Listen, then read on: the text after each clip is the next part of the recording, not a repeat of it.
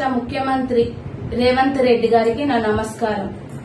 Sir, నేను ఒక సామాన్య పౌరురాలిగా మాట్లాడుతున్నా. ఫ్రీ బస్ ఎందుకు? ఒక కుటుంబానికి తండ్రి సరిగ్గా లేకుంటే ఆ కుటుంబం రోడ్డున పడుతుంది. ప్రభుత్వం ప్రజలకు తల్లి లాంటి వారు. మీరే సరైన నిర్ణయాలు తీసుకోకుంటే ప్రజలు రోడ్డున పడతారు. ఉపయోగపడే పనులు ఎన్నో విడిచిపెట్టి దేనికి పనికిరాని ఈ ఫ్రీ బస్ ఎందుకు?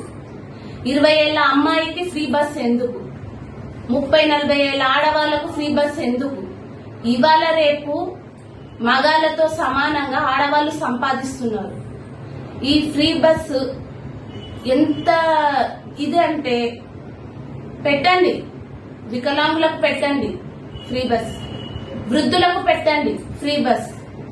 ప్రభుత్వము ప్రజల్లో ఐక్యత సృష్టించే విధంగా ఉండాలి తప్ప ప్రజల మధ్యలో ఉండే ఆ కాస్త జాలి దయ కూడా లేకుండా ఉండకూడదు. సీట్లు ఇవ్వట్లేదు వృద్ధులకు, చిన్నపిల్ల తల్లులకు సీట్లు ఇవ్వట్లేదు. ఆఖరికి గర్భిణీ స్త్రీలు గంటలు గంటలు నిలబడి ప్రయాణం చేస్తుంటే కూడా సీట్లు ఇవ్వట్లేదు. ఈ ఫ్రీ బస్ మహిమ వల్ల ఆడవాళ్లు జుట్లు పట్టుకొని కొట్టుకునే పరిస్థితికి వచ్చింది.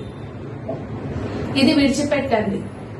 మీరిచ్చే నెల జీతానికి వాళ్ళ ప్రాణాలు రిస్కులో పెట్టి ఉద్యోగం చేసే డ్రైవర్, కండక్టర్ గారు 50 మంది ఎక్కే బస్సులో 100 మంది ఎక్కుతున్నారు.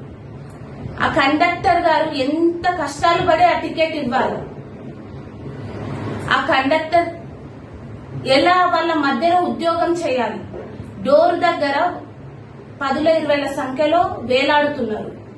డ్రైవర్ గారు ఎలా బస్సు నడుపుతారు? సార్, ఉపయోగపడే పనులు చాలా ఉన్నాయి. దయచేసి ఫ్రీ బస్ వద్దు. ప్రభుత్వం 4 కాలాల పాటు ప్రజలు మెచ్చుకునే విధంగా ఉండాలి తప్ప తిట్టుకునే విధంగా ఉండకూడదు. నేను ఇలా మాట్లాడడానికి కారణం, ఎన్నోసార్లు ప్రయాణం చేస్తుంటే చూశాను. కాలు విరిగిన 6 ఏళ్ల పాపకు సీట్ ఇవ్వట్లేదు. ఒత్తిడి ఎక్కువయ్యి చిన్నారి గుక్క పెట్టి ఏడ్చింది ఒక 15-20 నిమిషాలు. ఇలాంటి సంఘటనలు ఎన్నో ఉన్నాయి. చూడండి, చూసి సరైన నిర్ణయాలు తీసుకోండి. ఇంకా 3.5 సంవత్సరాలు ఈ ప్రజలను కష్టాల్లో నెట్టకండి ప్లీజ్.